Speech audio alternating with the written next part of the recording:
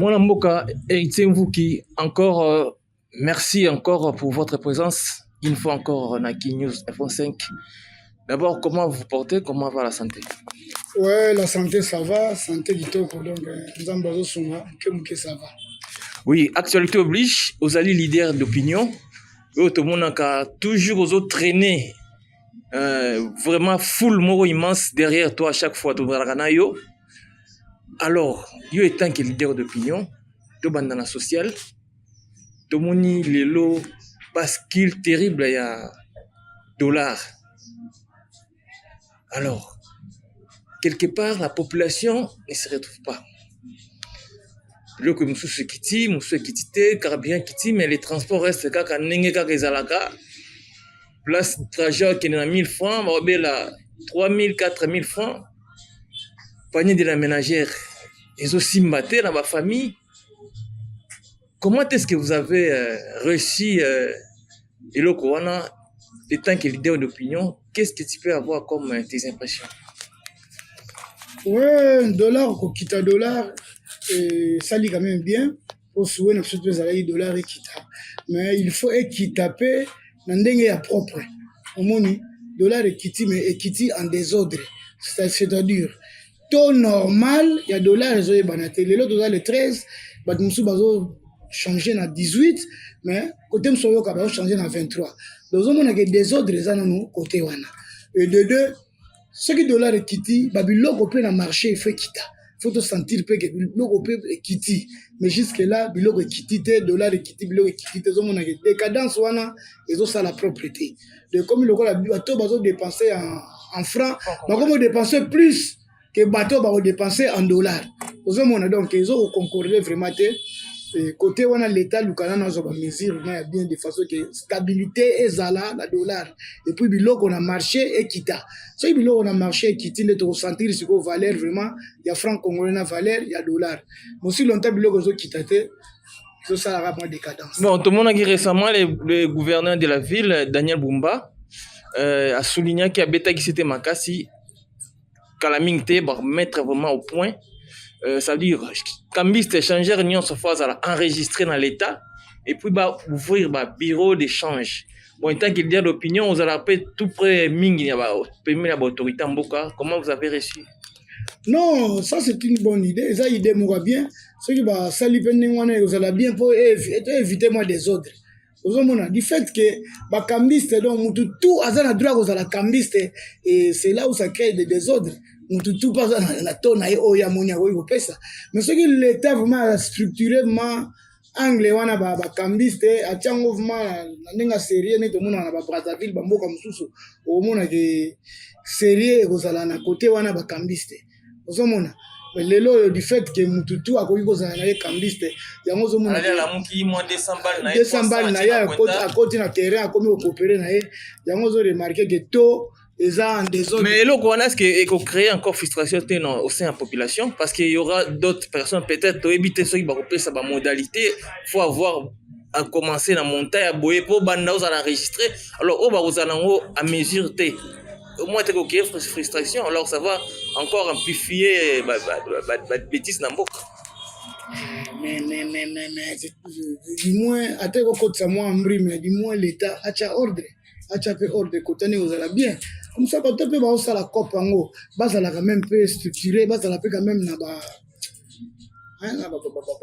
l'État l'a identifié et vous allez mieux. Comme ça, nous avons ça des autres azatés. Nous avons ça ton andenge na ye azaté. Donc tant l'État peut si ton na ebino tout, vous allez to l'État peut si hors de kokota. Vous avez donc babelo belé ça la des autres parce que l'État a s'impliqué à rater na kacha makam. L'État n'est au sommet à Nyoso. L'État fait contre tout l'État côté à ordre. Bah tu vas soumettre na ordre l'État. Parlons politique. Récemment, tout le monde qui cours d'ordre militaire. Oyo a Kataki Mbanoya Oyo Azalaki ancien chef de l'État à Bissau à Congo. À la personne de M. Joseph Kabila Kabange, il a été condamné à la peine de mort. Comment est-ce que vous avez reçu cette décision de la Cour? Est-ce un président sortant oyo akomi neti comme un sage, vraiment est-ce qu'il peut être traité ou condamné de la sorte? Mais un président sortant oyo akomi lokola sage, est-ce que Kabila apesa biso image akozala sage? Ça je ne crois pas. Je ne crois pas que Kabila apesa biso image akozala sage. Silence na ye après avoir kobima, silence na ye esalaki biso bien, mais ntango aye réapparaître, c'est là où esepelisaki bacongolais te, parce que kozonga na ye Kabila zongaki na image nini ozomopane, et Kabila zongi na image ya rebelle. Kabila ye soutenir ba M23, Kabila ye soutenir ba Rwandais oyo bazosala désordre na mboka. Non, lui il avait dénoncé, ça veut dire approche na ye tout près à M23, ce n'était pas que pour mettre Congo en mal, mais c'était juste pour recadrer parce qu'il avait constaté au Abengi amateurisme dans le sommet à l'État. C'est-à-dire qu'il est venu juste pour chercher de remettre les choses dans l'ordre. Ce qui a courageux aux makambo en ordre, alingara zonga, ndinga zongela yonati. Parce que ceux qui M23 qui réellement ça n'est pas le cas autour Sibi, ça va être pire. Non, c'est le contraire. Dans le moment où il y a plus lelo Félix azosala po asilisa makambo Kabila tikaki nyonso oyo Félix azolukela solution za makambo Kabila tikaki ye Kabila zaki deal na ye na Rwanda, deal na ye oyo evandaki oyo ezalaki installé que ça n'a pas problème te. Or na kati ya deal wana mabe eza trop na kati ozo comprendre, et lelo facha ye amoni mabe wana loluka mabe wana sila, entre autres infiltration na armée na ba institution nyonso tu ya mboka Kabila ba infiltrer batu na bango. Mais Sécurité vous étant que leader d'opinion quelque part les opposants bazo senga dialogue, mais quand vous condamnez encore Kabila à mort, vous voyez pas qu'il n'y a pas ali notable, il y a un point côté wana. C'est pas mettre encore l'essence dans les faits, ajouter l'essence dans les faits. Fachi le dit, Fachi a contre-té, président Fachi a contre-dialogue, aza pour dialogue. Mais on va dialoguer avec qui? Tokosoana banani. Ce que ça na batu oyo bazako compagnie banguna pona ko boma bandeko na biso na mboka, ça ne sert à rien. Botangisi makila après le but to vandi plateau vandi na mesa to sangani et bazi ba poste ba pesi biso. Boko bandeko na biso ko bazo kufa rebele bozo bomana. Pourquoi boko ndima na bandeko na biso ba kufa po bino boya ko ba poste na mboka? Vous avez un point. Et là, vous avez déploré les Yangoana. Mais Facha Boy, dialogue. Mais vous de l'Union sacrée, tout qui n'est pas toujours pas. Quels sont les processus, la méthode Imbosa pour arrêter Kabila? Non, Kabila, Interpol, mandat d'arrêt international. Et oui, et Kabila, c'est arrêté par rapport à l'infraction. J'espère que général John Numbi, qui va m'en lobby, Kabila Zayoko boire batu même batu vivant, piscine na place à boire la bangando, et bimi na monoko John Numbi, was proche à Kabila. John Numbi wa ndimi, kandimi ke yem taboma chef. Parce que John Numbi il cherche pas juste à se laver par rapport aussi à bio à Kometaki. John Numbi tanga osala image wana, na idée te que image wana ko fuiter, eza image moko secret.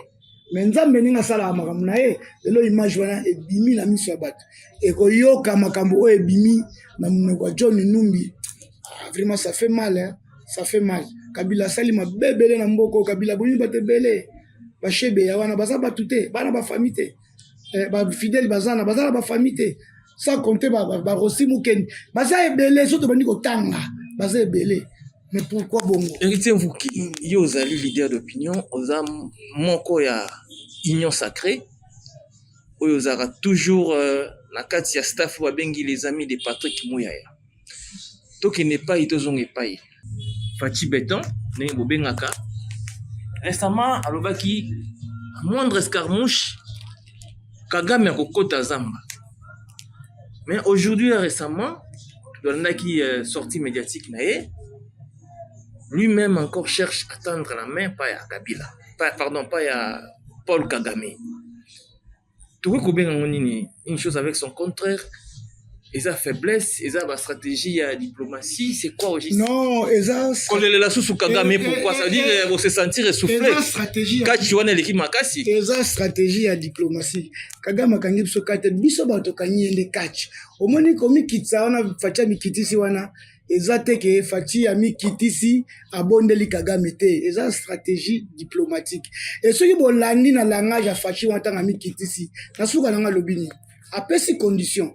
À condition à récupérer Batunaye, Bambila naye o achana este abimana bango kena bango po ça sera pas une chose facile parce que jusqu'à présent tout le monde accord de loi ils ont rien avance Washington rien avance yango na lobby na yo est-ce que Trump azo babinote quelque part azo betana na Kagame Fachi ami kitisité pour ce qui Fachi ami kitisaki mais tout récupérer ba territoire de récupérer à STT faire de ça musala oh peut-être bino bozo courage à lobelate bino besoin plus courage au lobby la makambu oh ya mabezo le caméra oh ya bien faire des ça ça la kuna na est bo lobby la ngote et ce qui facha mi kitisaki mais le faire des pas nga reculer mais tant ya so la ningwana Kagame kuna faire des azo frapper hein azo frapper donc pour te dire que fachi a mi kitisité eza langage moko politique eza stratégie mais aujourd'hui c'est faut quitter le babozo ko kate parce que s'il faut faire une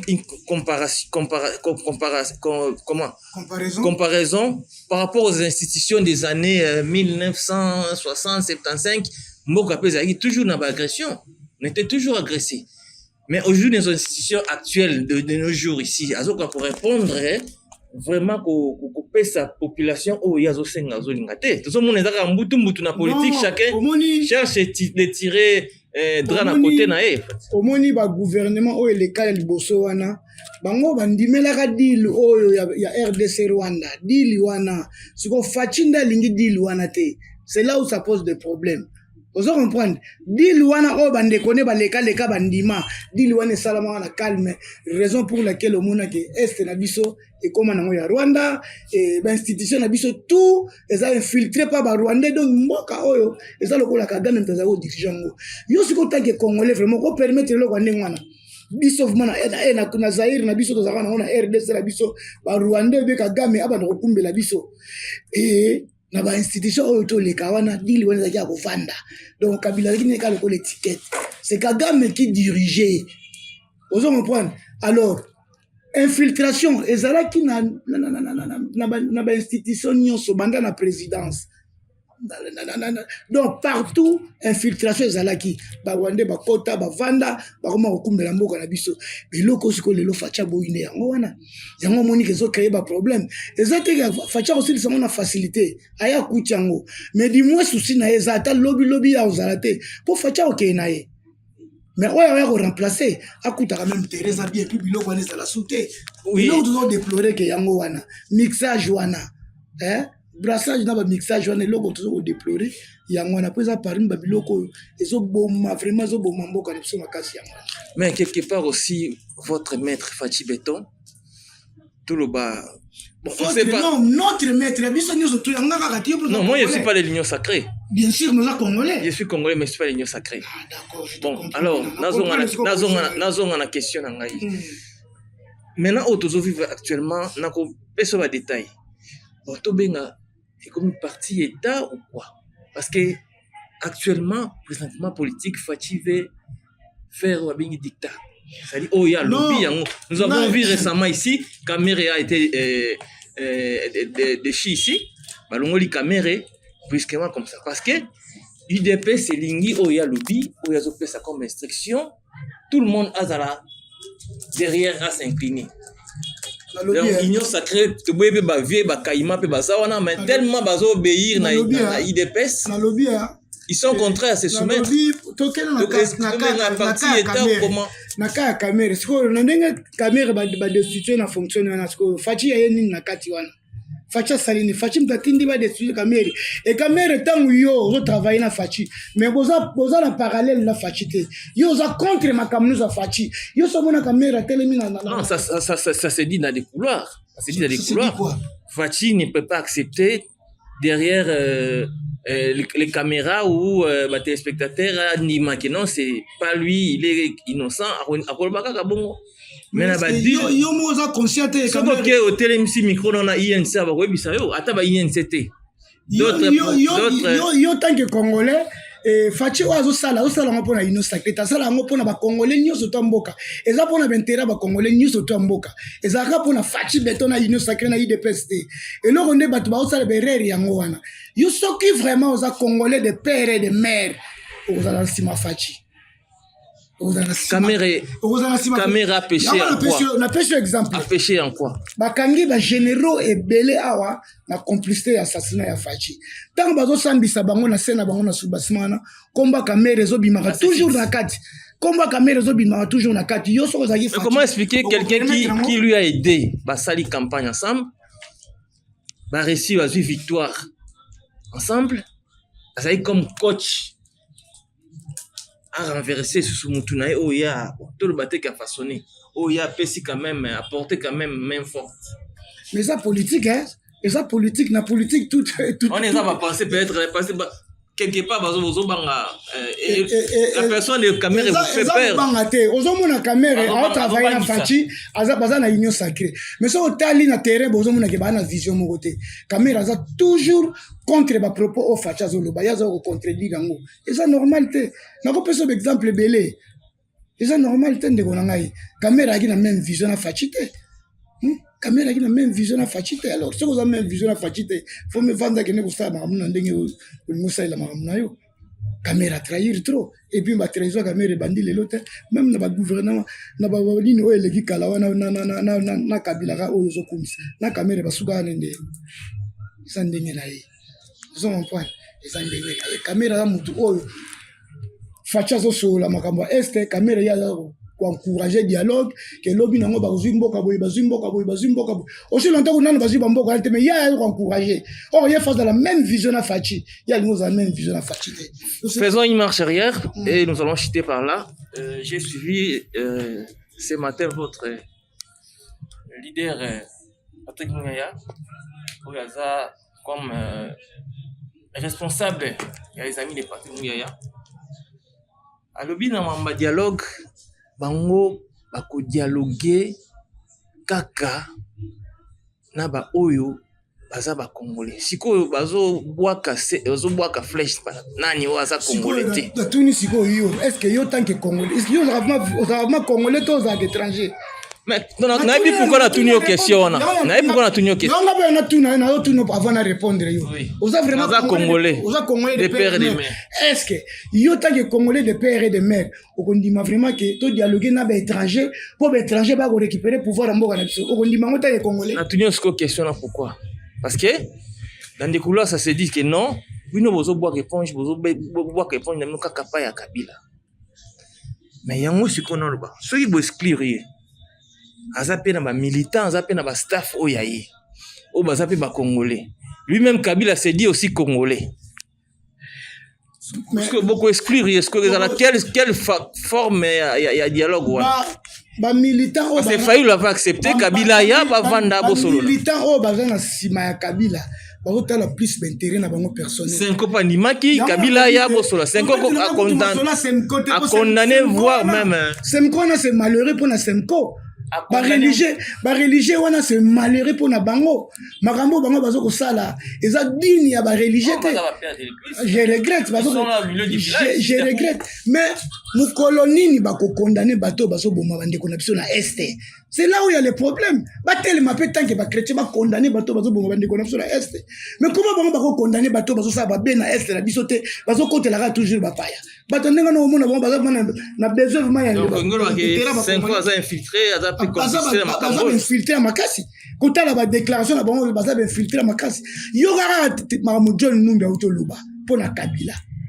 azo boaka bato na piscine na ekuna John Numbi alobi ko bangando bali ya bango vivant batebele et le mutande ngwana so pese crédibilité na mboko et puis faut tia na mutu na yo lelo oneto so ano awa Congolais toi yebi ke Kabila Congolais te mutu moko za sima Kabila zate oyo zo mona ke bana batu na sima na ye n'importe quoi batu tu wana conscience na bango ba yebi ke to ba za sima mutu wala te parce que aza Congolais te et puis asali ma be mingi na mboka na biso Congo awa lelo oyo makambo to kuta nango o facha zo bundela awa eza bango eza ye facha yo kuta makamwana mais yenda vandisa jango très bien tous les généraux ba kina est kuna basa ba Rwandais yango lelo zo mona ba Kabila sali mabebe na mboko ya bon, vu le temps, toi qui est dans ton chité, mais c'est héritier vous, est-ce que vraiment, oso croire, oso penser un jour, peuple congolais a cause qui m'a na mboka?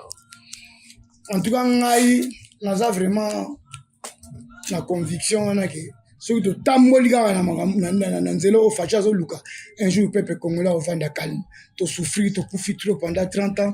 Plusieurs Congolais bakufi, plus de ceux combien de millions de peuples congolais bakufi et ceux qui totamboli na nzela oyo faci azomema biso lobi nango ata biso tata bana na biso bakosepela na mboko. Un mot à votre association, les membres, les cadres, les leaders, nous association les amis de Patrick Mouyaya. Et puis aux Congolais aussi. Qu'est-ce que vous pouvez dire? Nous continuons toujours tous les amis de Patrick Mouyaya. Tous à toujours si ma excellence Patrick Mouyaya et Yemoko Patrick Mouyaya. Nous avons passé ma casse à combien toujours ça Moussa Ninga ça Moussala et maître Nico Lianza, honorable Jared, honorable Rigi Chikou Masta fini surtout. Vous allez si mon conjundé, vous allez toujours si mon aépo, moi comme n'a fait qu'il on a Congolais va perdre espoir, Mbappé, tu vas garder espoir. Les Congolais va garder espoir qu'un jour peut au quota, Kalaming te peut au quota, parce que moment où ils ont moment où les Congolais télémi, puis Nzambe pas télémi, tu souffrir trop pendant 30 ans, tu vas continuer, vous allez toujours avoir Umba Rwandete. En tout cas, tant que tu commis vraiment, tu commis la temps souka, nyoso yo sala maïza ba sina souka, eux là que les Congolais ils ont la place naïa, ils ont la pouvoir naïa. Donc c'est ça. Bah ça a toujours un espoir. Est-ce que Kosilisa mandat ya président Fachi Beton pour nayo mais héritier Mvuki est-ce que Akobima applaudit to Akobima bazomé lié la population? Fachi Akobima applaudit parce que communauté internationale bazomona ramé musala Fachi azosala et puis bazondima il est seul oya comme abundi ta comme na niveau wana za Fachi Beton. Oui te que pas kota zamba azonga sur retour. Simba yango te po abunda plusieurs années là aussi mamanduki te. Fachi za muta aussi mamanduki te. Fachi même na pouvoir na ye abomi ba congolais te. Abomi ça rappelle ba congolais te. C'est le contraire na bato ba kili boso. La vie politique eza wenge za politique. Mais oui, Fachi abunda sa manduki po abunda déjà sa manduki. Azui pouvoir sa manduki pas okufaka na style wana. Fachi doit pouvoir na manduki. Tatlo en tout cas, jamais. Monsieur Etienne Mvuki, merci de nous avoir reçus chez vous. Merci.